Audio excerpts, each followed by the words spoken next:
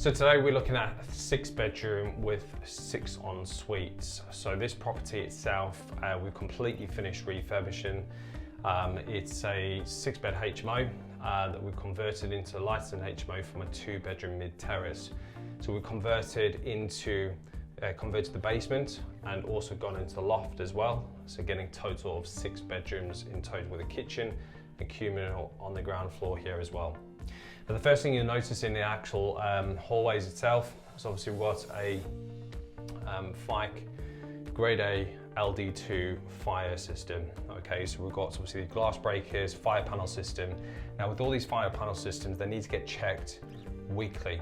Okay, so with the licensed HMO, because it's 6 beds over 3 floors as well, this is a requirement, and we definitely make sure we put it in, meet all fire specifications as well. We'll be talking a little bit more about fire safety as we get along here as well. In actual hallways, we always put like a commercial grade carpet, so it catches all the dirt before we get to the main carpet, and obviously the vinyl click LVT flooring in there, so it just keeps the longevity of the property and just make sure that dirty shoes get caught in here, easier to clean, better for maintenance further all as well. Let's jump into bedroom number 1, is to my left, and let's see exactly what that looks like.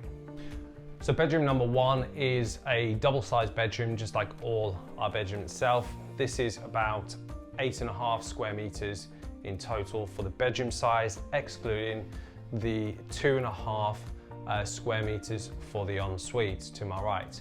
So the ensuite itself works really nicely. Obviously we created a partition wall over here, and then obviously put the shower which is just behind this mirror over here, toilet and the basin just behind itself. So it works really nicely with the dynamics of this room. We've got a desk in all our bedrooms as well, so we make sure we do that so they can actually work there if they need to. And also we have the TV as well, which is all the wiring is obviously hidden behind the TV, apart from that keeps falling out.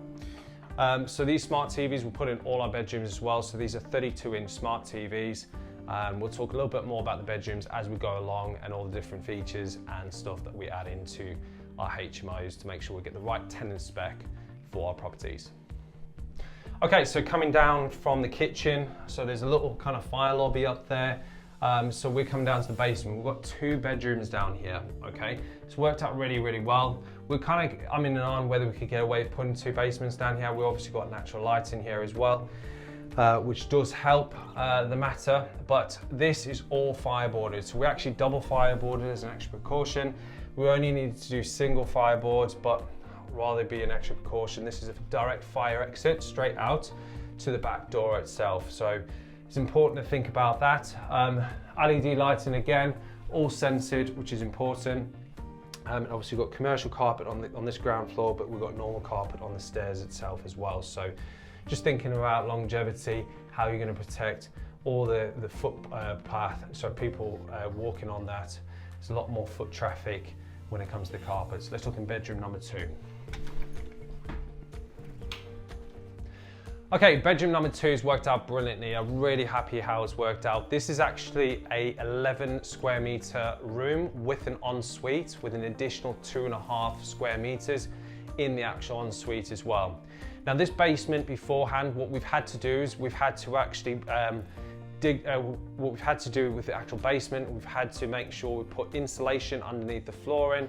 We also had to put a visqueen underneath that, and we put it on top, and then we put obviously concrete on, so 100 mils worth of concrete underneath. So we've got actual all the waste going underneath into here, and then goes straight into the sewage system as well. What we have done as well, just an extra precaution, underneath, which you actually can't see everything, around the whole perimeter of the actual basement, underneath that has got like a little valley underneath, and that there is to direct water all the way around underneath the stairs here, which is fully fire protected, and that goes into a pump that in the case that something happened with the en-suites or say moisture came in, it will go into those valleys, come around and actually go into the actual pump and pump it away so the basement can never flood. So we wanted to think about how could we actually protect the longevity about it, but also making sure we put the infrastructure in place so that you actually make sure that this place here stays safe, sound, and away from damp as well. The whole basement has been damp proof. It's also got 63 millimeters of insulation, so 63 PIR plasterboard with a 12.5 mil actual plasterboard. So sorry, 50 mil insulation, 12.5 mil plasterboard around the whole basement. It's also got insulation on the floor and the top as well to ensure that this stays nice and warm, and also make sure that it prevents any damp coming through in the future as well. Ventilation is really important. We've got the extractor fans in the actual en-suites, and we've also got an extra extractor fan up here that if they need to vent out, they can do as well. So simulating a window is there from there. We've got natural light coming through there, and also a fire exit window there as well. So the en-suites worked out really, really well. We've got bedroom number 3 just behind us. So bedroom number 3 has got the en-suite there. So obviously we've got the partition walls in here. Behind here, we actually have the 800 by 8, this is a 900 by 900 tray. So we're able to get that in, a larger one. So that's to the right of me. And then obviously we've got the toilet, that's to the left of me, and the right of me has got the toilet. And then obviously we've got the basin as well. So when all our actual bathrooms are in here as well, we always put LVT vinyl click flooring. The reason why we do that is just works a lot more, it's a lot hardware in itself. So some people put lino in their en-suite. It's very, very easy damage. This stuff is very, very hard wearing, and it's easy to protect as well, which is brilliant. So let's jump into bedroom number 3 and let's see what happens there. Okay, so bedroom number 3, very much the same sort of size, 11 square meters, so it works out really, really nicely here. Nice and airy, it doesn't feel too cramped in here at all. Okay, so nice size bedroom, and then again, we've got the ensuite to my right itself. Now, one thing you'll notice behind me, we've obviously got the gas box, so we've got the original gas meter up there. So there, we also put a carbon monoxide monitor in the actual gas box as well. Because it's in the bedroom, we want to make sure that if in the event there is a gas leak, they're going to wake up. We don't want them falling asleep and not waking up again. So it's something to think about, extra safety precaution as well. You know, do you have to do it by regulation? No, you don't, but it's something we put in as an extra precaution, which is important. The last thing you want to be doing is a gas leak, somebody dying in your property, and it falls on your responsibility. So obviously we've got fire exit, actual windows again. We've got an extra extractor fan. This was required by building regs itself. So obviously it's there, it's a humidity one specifically as well. So once that's turned on, it will automatically come on if there's any humidity from there as well, okay, as well as timer. To the right of me, we've got obviously the ensuite itself, and then obviously we've got the bed over here. Now we supply all bedding with 2 sets of bedding, so once one gets turned around, then the other gets washed itself. Now in some cases, the tenants itself, because our tenant profile is professional, sometimes some of them want to pay extra and want their rooms cleaned for them, as well as their bed turned around for them as well. Hence the reason why we've got 2 bed sets, okay? Now, if that's the case, they pay on top of their rent, so they're paying £140 per week per room for this bedroom, and per bedroom per week. So that means that on top of that, they would pay an additional cleaning fee if they want the actual rooms cleaned itself. Now, one thing I'd recommend all people, especially got en-suites, is get a cleaner in, clean your communal areas and your en-suites. It's going to save maintenance further long time, and it doesn't actually cost that much more to actually do. Let's jump upstairs and have a look at the other bedrooms. So before we go upstairs, as I mentioned before, we actually have, this is the actual fire lobby. So we've got downstairs going to the basement, and then to my right of me, we've actually got the back door to the property so they can get out of there. So it's important to make sure that you put actual thumb turn locks on all the bedrooms, as well as all your exits out the building as well. Okay, so on the first floor now, this is the off-suite to bedroom number 4. Now in some cases where the rooms are too small to use a bedroom, it's better to use an off-suite and have a larger room. You still get the same amount of rent. In some cases you could actually get more rent depending on the size of the room and the size of the bathroom. So to utilize the actual bathrooms itself, what we actually try and do is we make sure that we put in the shower trays itself, so a larger shower tray. So this is 1200 shower tray by 800 wide shower tray.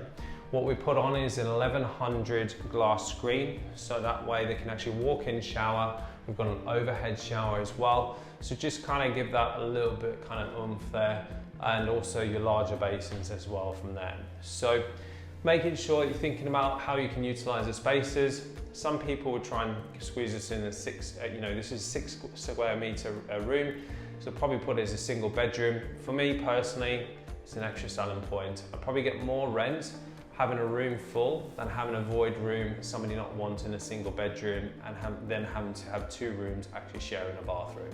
Let's jump into bedroom 4, let's have a look at that.